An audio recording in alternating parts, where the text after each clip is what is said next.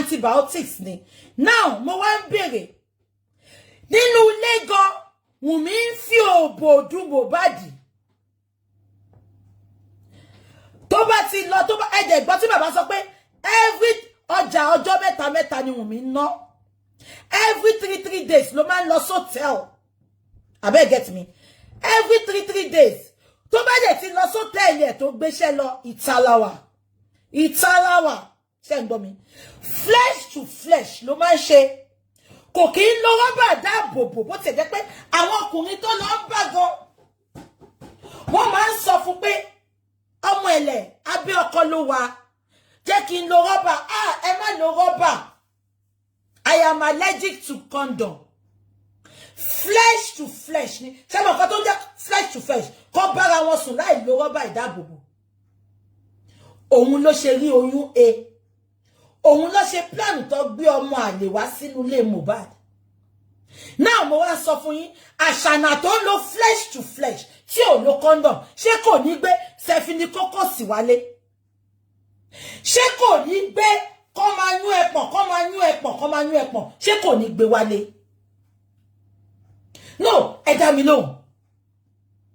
Because Wunmi is allergic to condom. The reverse now is the case. Wunmi complain fún now ẹ jẹ́ kí sọ kó tó ṣẹlẹ̀ fún mi. Ẹ mọ̀ kó tó ṣẹlẹ̀. Èyàn kan náà wo sáwo. Ẹ mọ̀ kó tó ṣẹlẹ̀ me. Wunmi sọ fún pé ọmọ yìí mọ̀ pé ṣe ṣìnà ni Wunmi ṣe. Ọmọ aṣẹ́wó tó lọ ní ọkọ ni òun lọ́rọ̀ Wunmi. Recession ló lọ fún ó lọ gbá recess ni. Ó yìí máa padà lọ sí ṣe adìẹ. Am I communicating? Nǹkan tí ọmọ yìí ṣe mú àṣírí ni pé because mo àwọn èèyàn tó ń sọ pé tí kò bá sọ fún Wunmi, tí Wunmi ò bá sọ fún kò ní sọ síta. Accepted. Mo sọ fún yín sí pé Wunmi lè sọ fún, Wunmi dẹ̀ lè bá sọ fún. Ṣó ti yé yín? But ẹ jẹ́ kí sọ kíkọ fún yín. Reason tí Wunmi fi sọ fún ni pé Wunmi ti lọ gbogbo àwọn oògùn tó lè fi máa lé sẹfinikókòsì. Àwọn pọ́ńdù obìnrin flesh to flesh. Kò rí oògùn tó ká iṣẹ́ yẹn mọ́. Ó wá pé olórí burúkú yìí ṣe pé òun náà ló prescribe injection fún Mohbad ṣe rántí. Ó wá pé wèrè. Ó wá pé toad. Onípọ̀mọ́ tó jọ toad.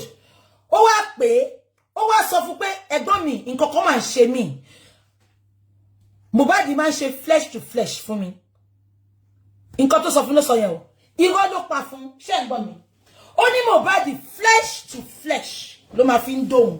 Of course ọkọ àti ìyàwó nǹkan tó máa fi dóra wọn nìyẹn náà. Ṣé ń gbọ́ mi.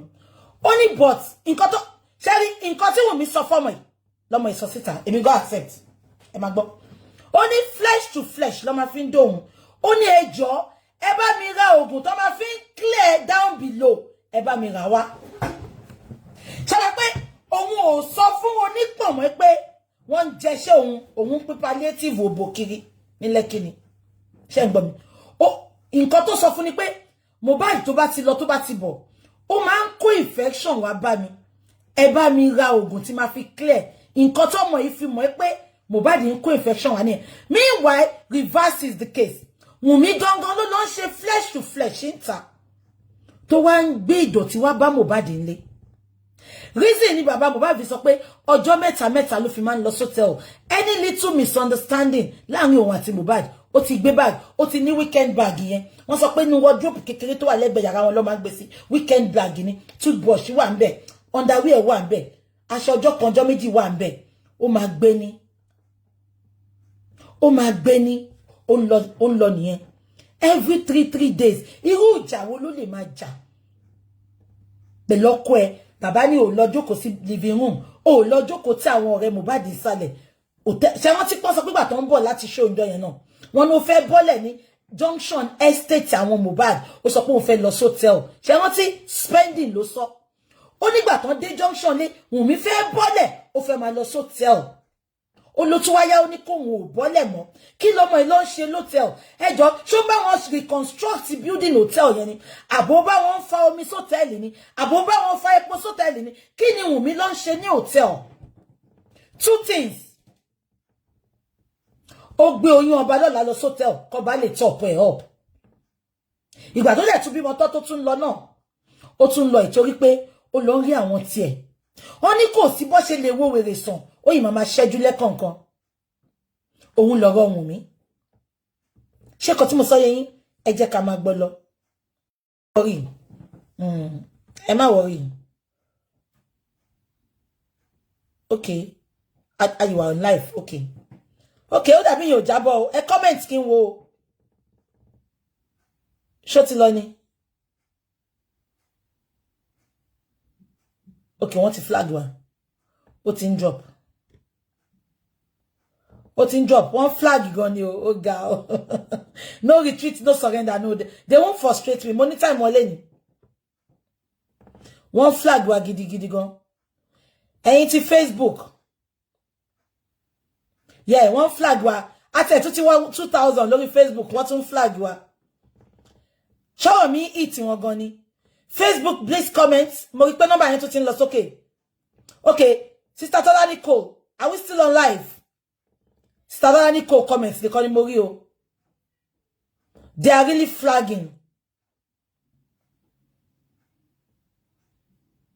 TikTok well done at 1000 viewers good God bless you Instagram well done at 150 well done Facebook on flag wa I don't want to go on YouTube. I don't want to.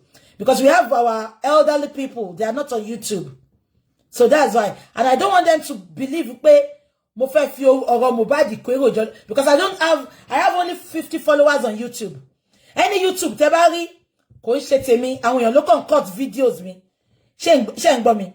So that is why. Mo fẹ́ confused cause mo fi Mohbad ko èròjọ lórí YouTube ẹ fi YouTube bí sílẹ̀ bẹ́ẹ̀ àwọn èèyàn ti advise mi pé kí n lọ sórí YouTube but because of my elderly mothers fathers they enjoy it on Facebook ni many people like ṣé ń gbọ́ ìtorí àwọn àgbàlagbà wa ni mo ṣe máa ń dúró sórí Facebook of course mo lè lọ sórí YouTube but àwọn mommy wa àwọn elderly people wa mo ti sọ nígbà kan on inbox gbogbo wọn inbox mi ni even gbà tí mo sọ pé Instagram àti TikTok la máa lò wọ́n ní Bookie please stay on Facebook àwọn ò mọwọ́ Instagram àwọn ò mọwọ́ TikTok so because of our elderly people that are watching us you know please we have to stay on Facebook ṣẹgbọ́ God bless you now ó ti sọ yẹn tán mo tún wá fẹ́ play kan fún yín mo establish ibẹ̀ yẹn pé kò ń ṣe Mohbad ló ń kó sefili kókó sí wálé Wùnmí ló ń kó sefili kókó sí wálé fún Mohbad now mo wá fẹ́ gbébì kan fún yín Wùnmí wá bọ́ta ìgbà tí Wùnmí rí pé ṣé olórí burúkú ni tó dì ní tó fi máa ṣe òun tó dẹ̀ ń gba òun ẹ jẹ́ kí n kà nǹkan tí Wùnmí kọ Wùnmí wá bọ́ta láàárọ̀ ẹ̀ ó ní I would like to appreciate everyone that has stood by my son and I. You are the reason we are still breathing in this trying moment. I would like to urge you all to please preserve the lovely memory of my husband. My husband was a good and loving man. And I will marry him over and over again. Wumi, shut your freaking ẹnu ẹpọ̀n yẹn kò dákẹ́. Ó sọ pé you will marry Mohbad over and over again. Ṣó ti gbàgbé ni pé Karimo iná ló jẹ́ ká mọ̀ pé ó ti fẹ́ fi Mohbad sílẹ̀ tipẹ́tipẹ́. Karimo lòun ń bẹ̀ kó stay inside that marriage because ó ní a lot láti bring out of that marriage which is kẹ́pa Mohbad kẹjogún ẹ̀.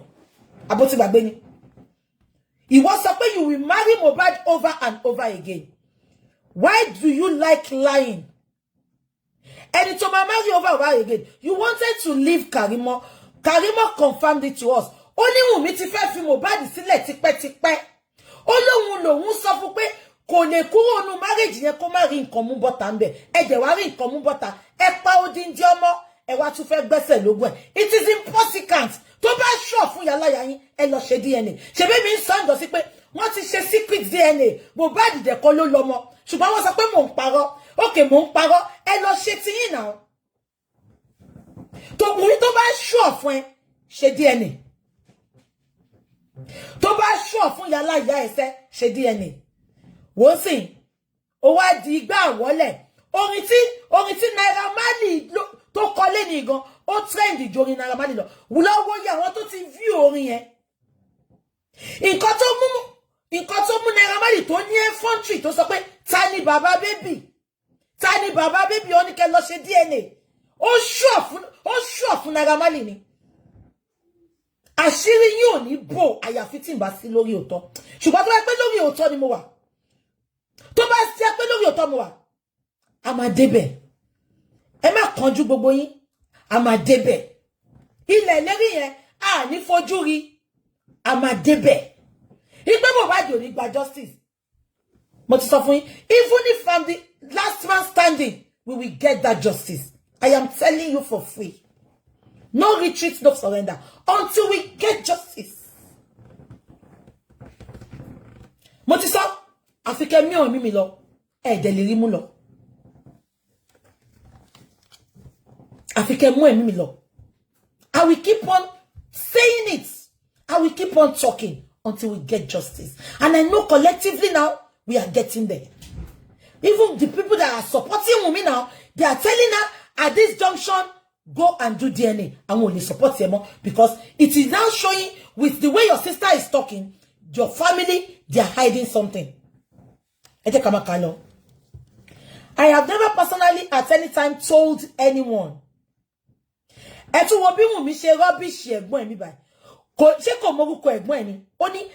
never told anyone, anyone. I have never personally at any time told anyone that my husband gives me STD. My husband belongs to a cult or on drugs. And neither have I told anyone he beats me. Wunmi lo man no Mohbad. Chobi ya Mohbad dani ko no Wunmi. Wunmi lo man no Mohbad. I know you all I know you all love me. I want to defend Liam and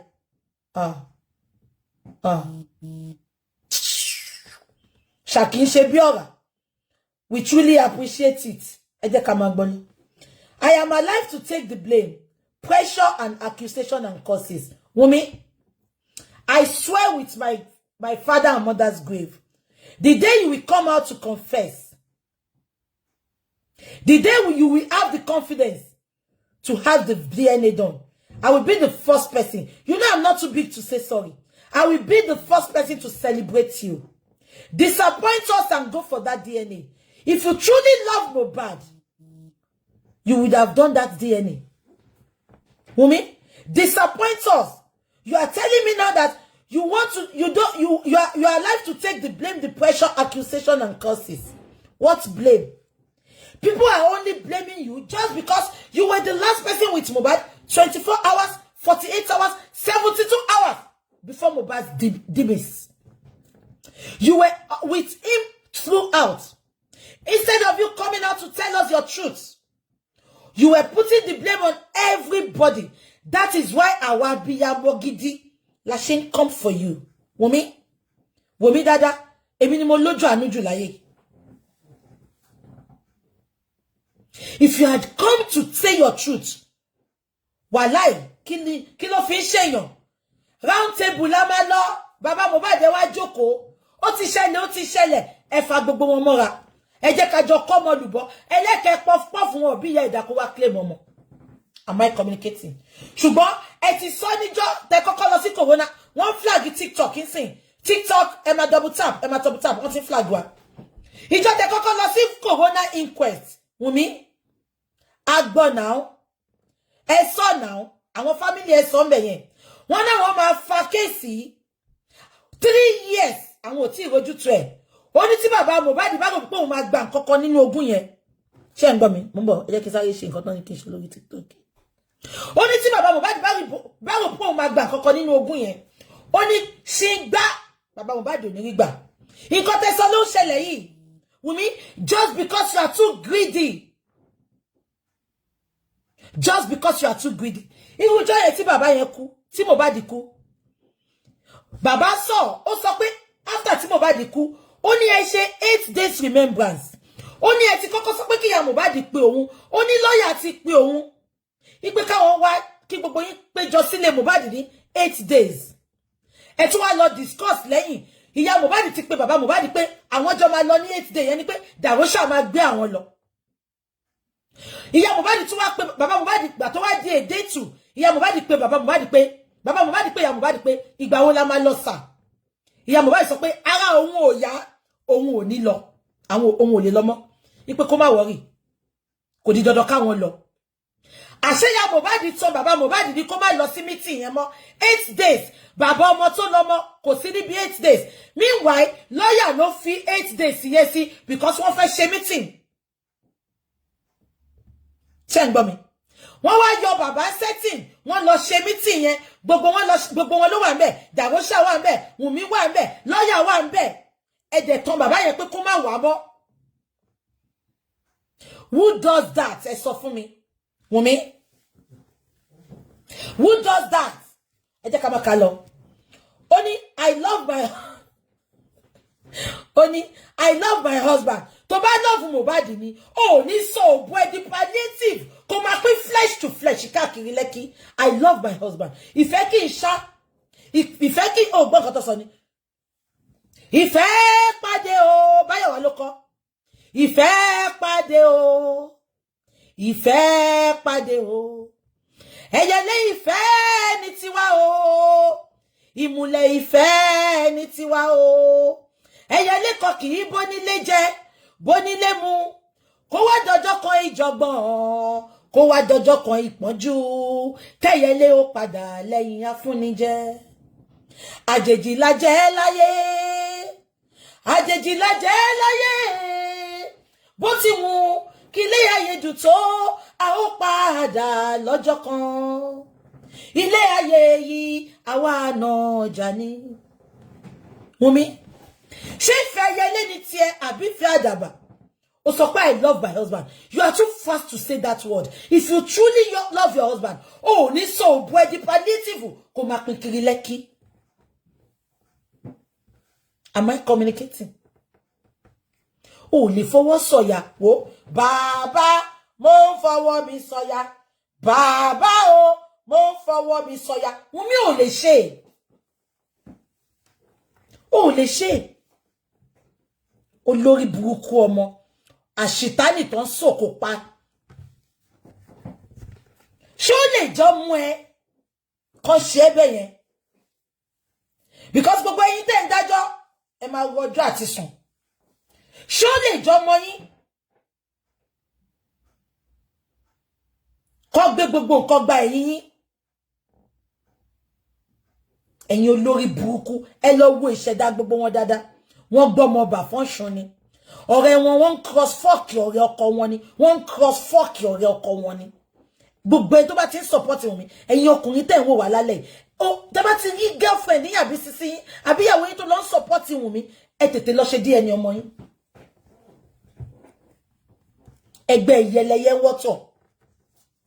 Ẹ jẹ́ kí máa sọ lọ. Ó ní I love my husband. Even in death, I still honor him. Wùmí, Bolembe, if you honor Mohbad, as you have said, you will do that DNA to shame us, especially me. So I put more emphasize lórí DNA. Emi more amai lórí DNA. You would have done that DNA if you honor Mohbad, if you truly honor that man. Baba Mohbad said something.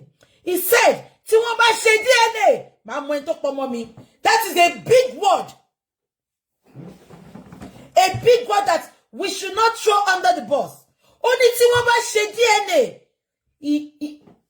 Omijé inú ni bàbá yẹn fi sọ̀rọ̀ lálẹ́ ẹjọ́ yẹn.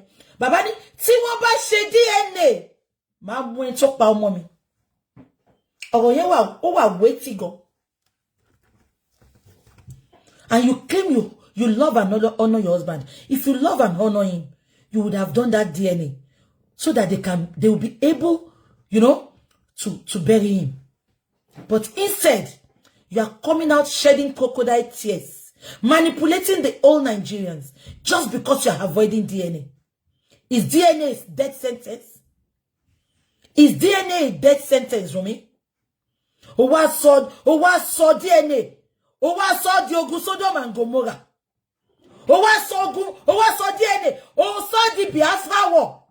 Ó sọ ogun DNA. Ó sọ di ogun Israelites àti Palestinians. Ẹ jẹ́ ká máa kà lọ. I love my husband. Even in death, I still honor him. If you love me, please respect the memory of my husband. My own nigga. My own nigga. My defender. The shoulder I lean on. Oh, onikati kati. Shejika, ejika obaya ke popofu. Kotobi to lati lean. O so di lean on me. Na na na. Na lean on me. We all need somebody to lean in on. Wumi. Mélòó lè jìkà Mohbad tó fẹ́ gbórílé. Èjìká ọba ẹlẹ́kẹ̀ puff puff. Puff puff. Ẹlẹ́kẹ̀ egg roll. Ṣé jìkà yẹn ó ti ṣòní tó lè gbórílé. Tó ṣe mélòó lè jìkà Mohbad. Ẹ̀yin ò rí pé Mohbad ò lè wọ súùtù ni because kò ní broad shoulder. Ẹ wọ ọba ẹlẹ́kẹ̀ puff puff puff puff. Bí èjìká ìṣeré ni. Gbogbo lórí méjèèjì ló Wumi ibo ló fẹ́ gbórílé ńbẹ̀. You are the shoulder Elena bá ń gbọ́rọ̀ mi ọ̀rọ̀ mi ló èmi ló copy ńbẹ̀ yẹn Wumi mo gba ọ̀rọ̀ mi padà èmi ni máa sọ fáwọn fans mi pé ẹ̀yin lè jìká tẹ́ jẹ́ ká ṣọbọ lọ́hùn mi Wumi mo gba ọ̀rọ̀ mi padà lẹ́nu ẹ̀ bá ń gbé ọ̀rọ̀ mi èmi mo ní o sorry láyé ẹ̀ even ìgbà tí Mohbad kú nigga nobody can replace you. Replacement ló rò bí Mohbad ṣe kú. O sọ pé you are the shoulder Elena. Ìgbà tá wá boss e to, o wá shoulder, o wá fi orin ìfẹ́, o fin disturb wa. Ìfẹ́ tó fi wọn Mohbad nígbà tó kú. O wá fi fẹ́ wọn ní ìgbà tó wà láyé. Gbogbo ìfẹ́ tó jẹ́ kó fún wọn Mohbad, o lọ fi wọn bá ọbọ leke puff puff, puff puff, ego, light skin king. Abe rántí ni. Ẹ lọ sọ́dọ̀ very dark one lórí wà ńbẹ̀. Ìgbà tí Mohbad kú. Kò sọ, "Oh, my shoulder is gone. Oh, my Lena is gone." O wá ṣe nsin. You are the shoulder. Bang shoulder mi. Mi ló copy. Wọ́n ti copy gbogbo ọ̀rọ̀ mi tán. Ẹ jẹ́ ká máa kà lọ. Ó ní, if you love me, please respect the memory of my husband. My own nigga, my defender, my shoulder, the shoulders I lean on. My friend. Tó bá jọ̀rẹ́ ni. Ó mọ nǹkan tó ń pè ní love ṣá. Ó mọ nǹkan tó ń pè ní friendship ṣá. Ordinary mere friendship. Àwọn kan mama guide friendship yẹn pẹ̀lú gbogbo nǹkan tó ní láyé ni. Okay, I will do it. Afunlo. Okay, when I see the person, okay. Thank you. Yeah. Mo ti block ẹ. Abẹ́ gbọ́ mi ni. Even ordinary friendship. Tá bímọ fúnra wa. Àwọn kan máa ń guide friendship wọn. Kí nǹkan kan máa ṣe ni. Wùmí. Friendship tó guide nígbà tó wà láyé. Ẹ jẹ́ ká máa kà lọ. My Ilerioluwa is a good man. He was good to us, his family and friends. Wùmí. Tó bá ro ọjọ́ kan tó sọ pé ọmọ yìí dá sí ẹ. Wàá ṣe gbogbo nǹkan tán ní kó ṣe. Just to let that boy's corpse rest in everlasting peace. But you cannot do it. Mohbad dẹ̀ ti gégùn fún ẹ. Ó ní tẹ́ bá ti ń pa gbogbo èèyàn ti pẹ́ ìwà táwọn family ẹ lè rí mi pa. Ó ní ẹ ní nísinmi. Mohbad ló sọ. Èmi kọ́ ni mo sọ. Èmi kọ́ ni mo script ẹ. Mohbad ló sọ. Ó ní ẹ ti ń ṣe ti pẹ́. Tèmi lẹ máa fi ṣàṣe àṣemọ́. Ẹ jẹ́ ká máa kà lọ. Liam. Obalola. Light-skinned son. Liam, our son, would grow up to read and see everything about his father. Wumi, you caused it. Gbàgbé, bàbá gbogbo ayé ni. Mohbad is not Liam's father. Get that into your freaking dumb skull. Mohbad is not Liam's father. And everybody knows that. The world knows that. Stop it. You are disrespecting the old Nigerians. You are disrespecting your in-laws by attaching Liam to Mohbad. Liam is not Mohbad's son. Wọ́n kì í jọba nílé alọ́ba.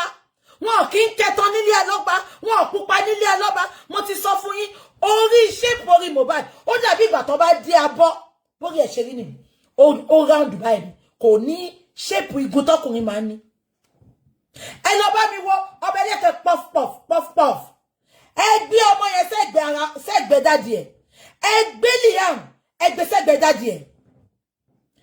Tẹ́ ẹ bá rí dáadáa ẹ zoom ẹ̀, zoom in, zoom out, zoom in, zoom out. The resemblance is out of this world. The resemblance is top notch.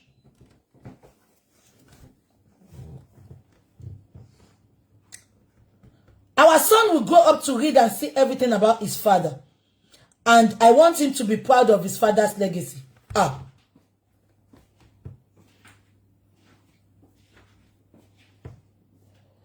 Kí ló dé tí my complaint? Ó ti sá lọ. Mo fẹ́ bu ni ó ti sá lọ. My complaint yẹn ṣe wá rí bí bridge onípákó tó gbé sódò yàrá ro yẹn. Ó ti mọ bridge ọ̀dọ̀ bàbá ẹlẹ́mu yẹn. Bridge tó connect odò Mende tó connect ẹ̀ sí GRA Ògùdù. Ó mọ bridge yẹn, okùn lọ fi sóbà gádagádà ni. Ibẹ̀ ni bàbá ẹlẹ́mu máa ń gbà tó bá fẹ́ lọ dá ẹmu. Ó mọ àwọn gádagádà tó fi sáàrin igi yẹn. Bí microblading ẹ ṣe rí nìyẹn. Bí wọ́n ló gba microblading kọjá ni o. Bí microblading ló gbà kọjá ni o. Kò tiẹ̀ yé mi mọ́. Ẹ jẹ́ ká máa sọ lọ. Ẹ jẹ́ á máa sọ. Gbogbo yín rẹ́rìn. Ẹ fẹ́ rí microblading yẹn. Microblading yẹn dàbí bá microblading tó ń sáré. Ẹ jẹ́ á máa sọ lọ. Mi fẹ́ rẹ́rìn. Kí ló fẹ́ kó tó máa wò bẹ́ẹ̀ tó sọ bus pass nù. Tó wà lost in bus stop. Ẹ mọ bus pass kí yóò sọnù kó wá fẹ́ wọ bus kó wà lost. Ó dẹ̀ lówó lọ́wọ́. Bó ṣe dúró tó ń wò nìyẹn. Ó wò bí letter I. I kò ṣe capital I o. Small letter I. Bó ṣe ń wò nìyẹn. Ẹ jẹ́ á máa sọ lọ.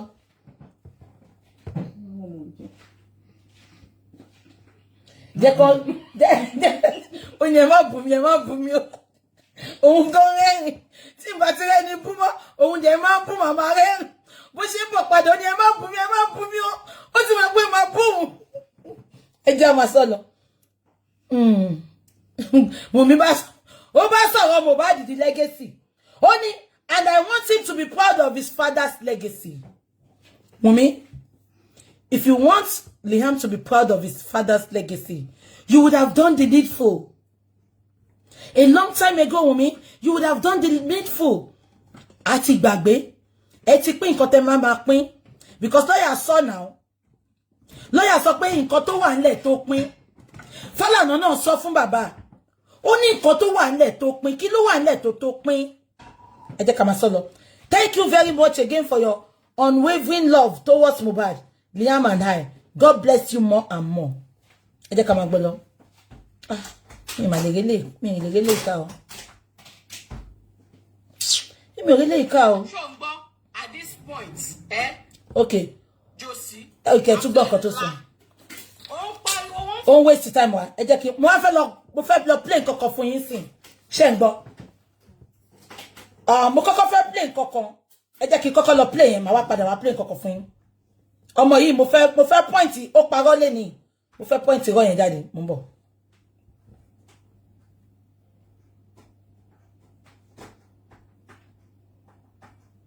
Breaking news. Breaking news. Tẹ́ bá ń wò mí. Ẹ bá mi send mo ń bọ̀. PA mi ti rí PA lẹ́ni. Ṣé PA tún ti lọ sí Abuja ni? Mo ní di ibi tí Karimo ti sọ pé Minister of Education ẹ gbà wá o. Wọ́n fẹ́ pa wá o. Tó ń bẹ̀bẹ̀. Ṣé gbogbo yín rántí? Mo ní ibi tí Karimo ti sọ pé Minister of Education ẹ gbà wá o. Èèyàn kan ní BJ, if I see you in heaven, I will challenge you. Ẹ lọ Ìbàdàn kẹ́ lọ challenge me. Ẹ jọ̀ọ́, breaking news. PA. Tẹ́ bá níbi tí Karimo Onípọ̀mọ́ ti sọ pé Minister of Education ẹ gbà wá o. Ẹ jẹ́ pé PA. Breaking news, so that breaking news ó ti lọ káàkiri lọ wá nǹkan tó máa send sí mi. Ẹ jẹ́ pé PA gan ti lọ PA tí mo gbà tí mo sanwó fún láti jọ PA tí ibo ni PA wà mi báyìí. Ṣé PA ti yọra ẹnu? PA ṣe bá sọ pé a máa yí mọ́ ni. Iṣẹ́ ọ̀fẹ́ là ń ṣe PA mi lè sanwó fún yín. Báwo mo ṣe máa sanwó fẹ́ni tó ń gbé ní Park View Ìkòyí? Ṣé PA ti block mi ni? Oh.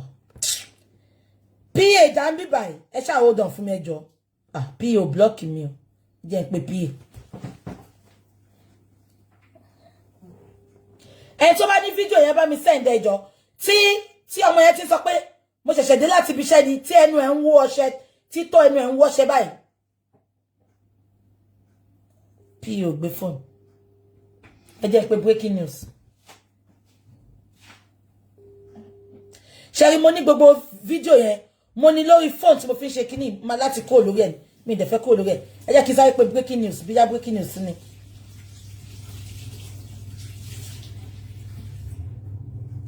Bó ní breaking news tó wà níbà. Okay, mo ti rí breaking news. Ẹ hold on fún mi ṣé gbọ́. Ẹ jọ̀ọ́ má bínú. Ẹ jọ̀ọ́ má bínú. Mo fẹ́ fi nǹkan kan wọ̀nyí nínú fídíò yẹn.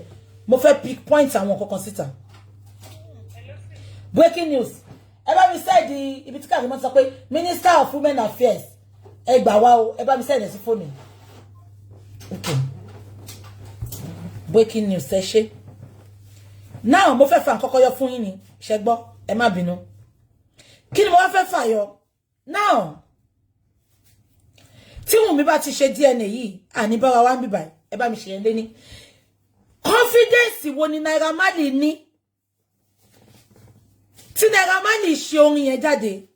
Ṣé mọ̀ pé Naira Marley ti ń try láti gbé wa débẹ̀? Ṣé mọ̀ pé láti day one? Mo ní mi rí bí tí Naira Marley ti bully Mohbad. Mo ní Sam Larry nìkan ni mo rí.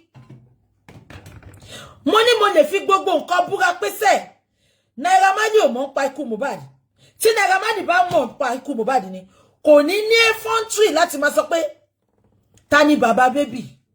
Ta ni bàbá baby? Ta ni bàbá baby? Báwo ni Wùnmí ṣe máa feel lẹ́ni? Àwọn kan wá sọ pé Naira Marley mock Mohbad, ṣé ya wèrè ni? Kí ló dé máa twist nǹkan náà? Irú mock wo nìyẹn? Ṣé yín gbàgbé ni ìtorí ikú Mohbad náà ṣe ní kó cancel Naira Marley? Àwọn Naira Marley mọ bó ṣe ń lọ. Ṣé wọ́n ti pé bàbá sọ pé Wùnmí máa ń cross fork ní Malian house ni? Abẹ́ ti gbàgbé ni? Naira Marley sọ, ó ní Wùnmí máa ń cross fork ní Malian house ni. Naira Marley wá bọ́ta pẹ̀lú full chest ẹ̀, ó ní ta ni bàbá baby? Ẹ lọ ṣe DNA, ta ni bàbá baby? A máa débẹ̀ sẹ́.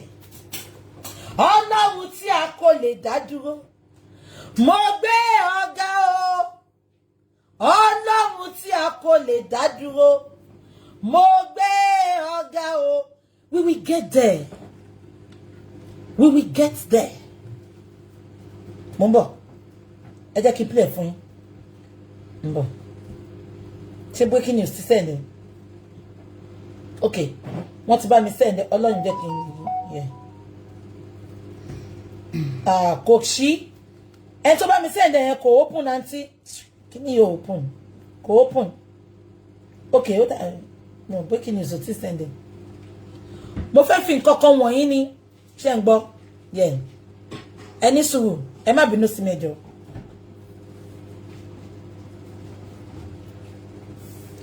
Mo fẹ́ fi nǹkan kan wọ̀nyí ni, ẹ má bínú sí mi. Aunty tó send ẹ sí mi kò sí. Òun ni kò sí. I don't know why.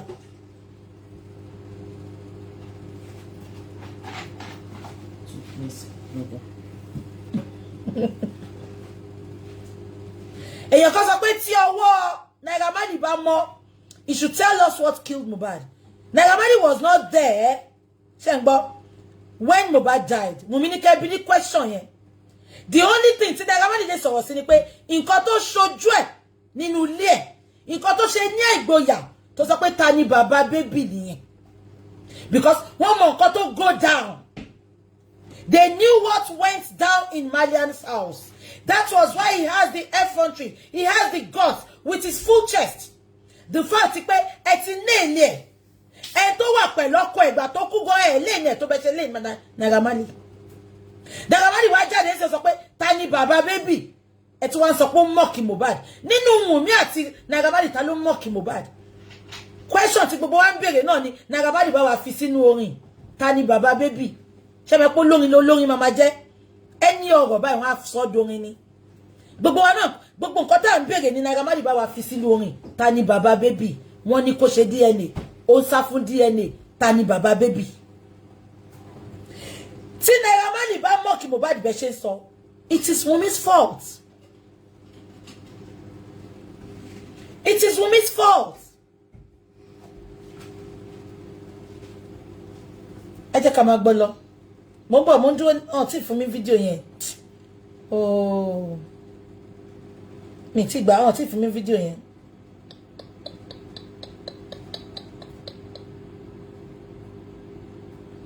Oh Jesus. Mi ti rí fídíò yẹn.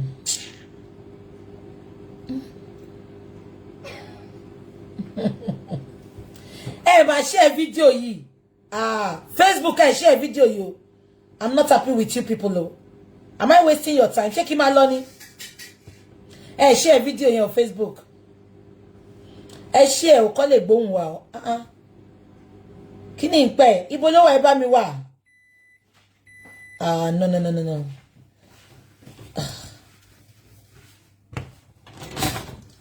P o gbé phone. Òun náà ni kò sí Auntie don't send kini yẹn sí mi kò sí I don't know why it's not opening kò sí òun ni mo ń click ẹ kò sí oh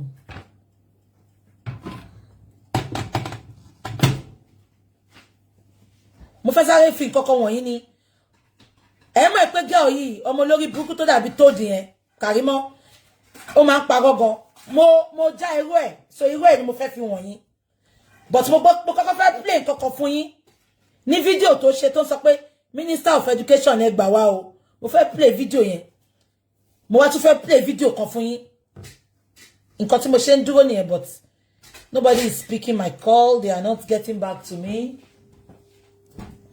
fídíò yẹn wà mí báyìí but tí n bá kúrò mí báyìí kí fídíò wa má lọ wálẹ̀ and Adenike fídíò tí Karimo ti bọ́ta ńjọ́ yẹn tó sọ pé mo ṣẹ̀ṣẹ̀ dé láti ibi iṣẹ́ ni wọ́n pè mí ni Wunmi ti fẹ́ kú wọ́n pè mí kí n wá ṣe fídíò yìí ni ẹ ti rántí fídíò yẹn Wunmi ni mo wá tó wọ blue tó fi nǹkan red sọ́rùn fídíò yẹn mo wá mo fẹ́ sáré play nǹkan kan bẹ̀ ni gbogbo ẹ̀kọ́ mo fẹ́ play nǹkan kan fún yín bẹ̀ ni but rí fídíò yẹn sì nǹkan ló ń ṣàánú wa ni okay wọ́n ti send ẹ̀ sí mi ẹ ṣe no kò ń ṣe fídíò lè mò ń wá fídíò ta ni bàbá baby ni kò ń ṣe òun mò ń wá fídíò tí Karimo ti faṣọ sára ó wà ń bí báyìí but tí n bá come down from here mi fẹ́ jẹ́ ká lose fídíò yẹn oh sugar